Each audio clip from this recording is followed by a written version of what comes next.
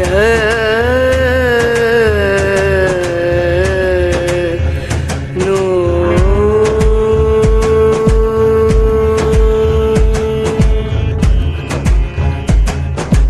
राधे, जय माता की भक्तों। आप सभी का स्वागत करती हूँ स्पिरिचुअल ज्ञान साधना में और आप सभी से अनुरोध करती हूँ कि स्पिरिचुअल ज्ञान साधना को सब्सक्राइब कर लीजिए और बेल आइकन को प्रेस कर दीजिए ताकि आपको नई नई वीडियोस का नोटिफिकेशन मिलता रहे। जय माता की, राधे राधे। कैसे हैं आप सभी लोग? आशा करते हैं सभी लोग बहुत अच्छे होंगे। बताने के लिए कमेंट में जय माता की, राधे राधे अवश्य ही लिखिएगा।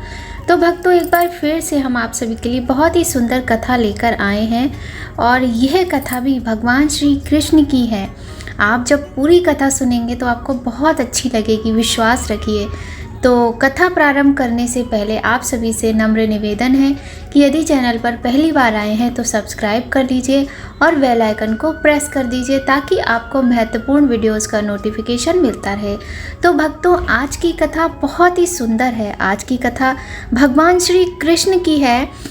आज की कथा में आप सुनेंगे, देखेंगे कि भगवान पर सिर्फ मनुष्य ही भरोसा नहीं करते हैं, जीव जंतु, जानवर, पक्षी, पशु सभी इतना विश्वास करते हैं भगवान पर। जिनके मन निर्मल होते हैं, जिनके हृदय कोमल होते हैं, वो भगवान पर पूर्ण विश्वास करते हैं और उनके विश्वास को ईश्वर कभी हारने नहीं देते। तो चलिए, ऐसी ही एक बहुत ही सुंदर कथा है एक छोटी सी गौरैया की, जिसको भगवान श्री कृष्ण पर बहुत विश्वास था। तो चलिए सुनेंगे आज की कथा में कैसे भगवान श्री कृष्ण ने उसके विश्वास को टूटने नहीं दिया। तो कथा प्रारंभ करने से पहले एक बार सभी लोग मिलकर जयकारा लगा लेते हैं। बोलिए गणेश भगवान की जय, गौरी शंकर भगवान की जय, लक्ष्मी नारायण भगवान की जय। जय श्री कृष्ण, राधे राधे। बात महाभारत काल की है, बहुत पुरानी बात है। कुरुक्षेत्र के युद्ध क्षेत्र को विशाल सेनाओं के आवागमन की सुविधा के लिए तैयार किया जा रहा था। उन्होंने हाथियों का इस्तेमाल पेड़ों को उखाड़ने और ज़मीन साफ करने के लिए किया था। ऐसे ही एक पेड़ पर एक गौरैया अपने 4 बच्चों के साथ रहती थी। जब उस पेड़ को उखाड़ा जा रहा था तो उसका घोंसला ज़मीन पर गिर गया, लेकिन चमत्कारी रूप से उसकी संतानें अनहोनी से बच गईं। लेकिन वो अभी बहुत छोटे होने के कारण उड़ने में असमर्थ थे। कमज़ोर और भयभीत गौरैया मदद के लिए इधर उधर देखती रही।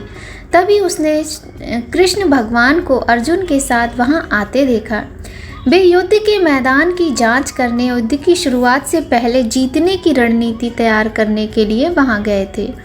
उसने कृष्ण भगवान के रथ तक पहुंचने के लिए अपने छोटे पंख फड़फड़ाए और किसी प्रकार श्री कृष्ण के पास पहुंची और कहने लगी, हे कृष्ण, कृपया मेरे बच्चों को बचाएं, क्योंकि लड़ाई शुरू होने पर कल उन्हें कुचल दिया जाएगा। सर्वव्यापी भगवान बोले, मैं तुम्हारी बात सुन रहा हूँ, लेकिन मैं प्रकृति के कानून में हस्तक्षेप नहीं कर सकता।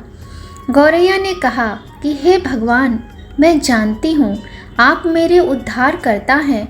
मैं अपने बच्चों के भाग्य को आपके हाथों में सौंपती हूँ। अब ये आपके ऊपर है कि आप उन्हें मारते हैं या उन्हें बचाते हैं। काल चक्र पर किसी का बस नहीं है। श्री कृष्ण ने एक साधारण व्यक्ति की तरह उससे इस तरह बात की, जिसका आशय था कि वहाँ ऐसा कुछ भी नहीं था जिसके बारे में वो कुछ भी कर सकते थे। गौरैया ने विश्वास और श्रद्धा के साथ कहा, प्रभु, आप कैसे और क्या कर सकते हैं वो मैं नहीं जान सकती। आप स्वयं काल के नियंता हैं। आप मुझे पता है, मैं सारी स्थिति एवं परिस्थिति स्वयं को परिवार सहित आपको समर्पण करती हूँ। भगवान बोले, अपने घोंसले में 3 सप्ताह के लिए भोजन का संग्रह करो। गौरैया और श्री कृष्ण के संवाद से अनभिज्ञ अर्जुन गौरैया को दूर भगाने की कोशिश करते हैं। गौरैया ने अपने पंखों को कुछ मिनटों के लिए फुलाया और फिर अपने घोंसले में वापस चली गई। 2 दिन बाद शंख के उद्घोष से युद्ध शुरू होने की घोषणा हुई। कृष्ण ने अर्जुन से कहा कि अपने धनुष और बाण मुझे दो। अर्जुन चौंक गए क्योंकि कृष्ण भगवान ने युद्ध में कोई भी हथियार उठाने की शपथ नहीं ली थी। इसके अतिरिक्त अर्जुन का मानना था कि वह ही सबसे अच्छा धनुर्धर है। मुझे आज्ञा दें भगवान, अर्जुन ने दृढ़ विश्वास के साथ कहा। मेरे तीरों के लिए कुछ भी अवैध नहीं है। चुपचाप अर्जुन से धनुष लेकर कृष्ण ने एक हाथी को निशाना बनाया, लेकिन हाथी को मार के नीचे गिराने के बजाय तीर हाथी के गले की घंटी में जा टकराया और एक चिंगारी सी उड़ गई। अर्जुन ने यह देखकर अपनी हंसी नहीं रोक पाई कि कृष्ण एक आसान सा निशाना चूक गए। क्या मैं प्रयास करूं? उसने स्वयं को प्रस्तुत किया। उनकी प्रतिक्रिया को नज़रअंदाज करते हुए भगवान श्री कृष्ण ने उन्हें धनुष वापस दिया और कहा कि कोई और कार्रवाई आवश्यक नहीं है।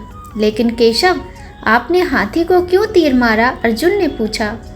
क्योंकि इस हाथी ने उस गौरैया के आश्रय, उसके घोंसले को, जो कि एक पेड़ पर था, उसको गिरा दिया था। कौन सी गौरैया? अर्जुन ने पूछा। इसके अतिरिक्त हाथी तो अभी स्वस्थ और जीवित है, केवल घंटी ही टूटकर गिरी है। अर्जुन के सवालों को खारिज करते हुए भगवान श्री कृष्ण ने उन्हें शंख फूंकने का निर्देश दिया। युद्ध शुरू हुआ। अगले 18 दिनों में कई जानें चली गईं। अंत में पांडवों की जीत हुई।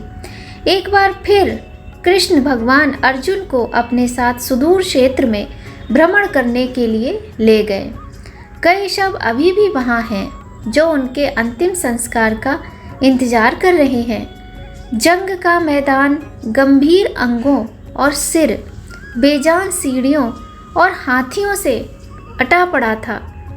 कृष्ण भगवान एक निश्चित स्थान पर रुके और एक घंटी जो कि हाथी पर बांधी जाती थी, उसे देखकर विचार करने लगे। अर्जुन, उन्होंने कहा, क्या आप मेरे लिए यह घंटी उठाएंगे और इसे एक तरफ रख देंगे? निर्देश बिल्कुल सरल था, परंतु अर्जुन के समझ में नहीं आया। आखिरकार विशाल मैदान में, जहाँ बहुत सी अन्य चीज़ें साफ करने की ज़रूरत थी, भगवान श्री कृष्ण ने उसे धातु के एक टुकड़े को रास्ते से हटाने के लिए क्यों कहा? उन्होंने प्रश्नवाचक दृष्टि से उनकी ओर देखा। हाँ, ये घंटी, कृष्ण भगवान ने दोहराया। ये वही घंटी है जो हाथी की गर्दन पर पड़ी थी, जिस पर मैंने तीर मारा था। अर्जुन बिना किसी और सवाल के भारी घंटी उठाने के लिए जैसे ही नीचे झुके, जैसे ही उन्होंने इसे उठाया, उसकी हमेशा के लिए जैसे दुनिया बदल गई। 1, 2, 3, 4 और 5 4 युवा पक्षियों और उसके बाद एक गौरैया उस घंटी के नीचे से निकले।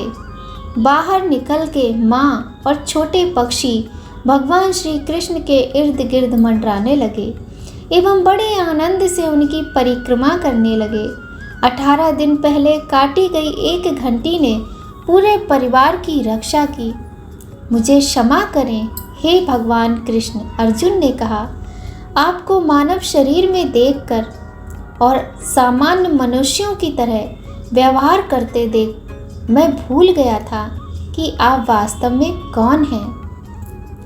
आइए हम भी तब तक इस घंटी के नीचे विश्राम करें जब तक ये हमारे लिए उठाई ना जाए। बोलिए भगवान श्री कृष्ण की जय। जय श्री कृष्ण। राधे राधे। तो बहुत ही सुंदर ये कथा थी। इस तरह से भगवान श्री कृष्ण ने एक गौरैया और उसके समस्त परिवार की रक्षा की, और इसीलिए हम आपको कह रहे थे कि भगवान सिर्फ भक्त की ही नहीं, भगवान मनुष्य की ही नहीं, भगवान पशु पक्षी सभी की सुनते हैं। बस भाव श्रद्धापूर्वक, भाव अच्छा होना चाहिए और सच्चा होना चाहिए। तो बहुत ही सुंदर कथा का श्रवण किया आज की वीडियो में हमने। यदि आपको आज की ये कथा थोड़ी भी अच्छी लगे तो लाइक ज़रूर कीजिएगा, क्योंकि आपके लाइक करने से हमें बहुत अधिक प्रेरणा मिलती है और मन करता है कि हम ऐसे ही बहुत मेहनत से आपके लिए वीडियो लाते रहें। यह हम आपको एक बात बताना चाहेंगे, अभी रात के करीब 10 बजने वाले हैं और ज़्यादातर हमारा यही होता है कि जब आपके पास वीडियो पहुंचती है ना, उसी समय पर हमने वो वीडियो तैयार की होती है, क्योंकि अभी घर की जिम्मेदारी बहुत है और इतनी जिम्मेदारियों के बीच में समय निकालकर हम ये वाला कार्य करते हैं। और जब आपके लाइक मिलते हैं, व्यूज़ मिलते हैं, तो सारी थकान मिट जाती है और बहुत अच्छा लगता है। तो यदि आपके एक छोटे से कार्य से किसी को प्रसन्नता मिलती है तो उससे भगवान भी प्रसन्न होते हैं। इसीलिए आपसे विनम्र निवेदन करते हैं कि वीडियो को लाइक ज़रूर कर दिया करें और पहली बार यदि आते हैं चैनल पर तो सब्सक्राइब भी कर लीजिए, क्योंकि हम ऐसे ही सुंदर सुंदर कथाएं आपको सुनाते हैं। आपका कोई भी सुझाव हो, हम बार बार आपसे कहते हैं, तो आप हमें कमेंट में जाकर दे सकते हैं। तो आज की कथा आपको कैसी लगी बताइएगा ज़रूर। और कथा समाप्त होती है और आज की वीडियो का भी यहीं पर समापन करते हैं। मिलते हैं आपसे नई कहानी में, नए वीडियो में। तब तक सभी लोग स्वस्थ रहिए, प्रसन्न रहिए, अपना और अपने अपनों का ख्याल रखिए। भगवान श्री कृष्ण ने जैसे उस गौरैया उसके परिवार की रक्षा की, वैसे ही प्रभु अपने सभी भक्तों के और उनके परिवार की रक्षा करें। इसी कामना के साथ जय माता की। राधे राधे।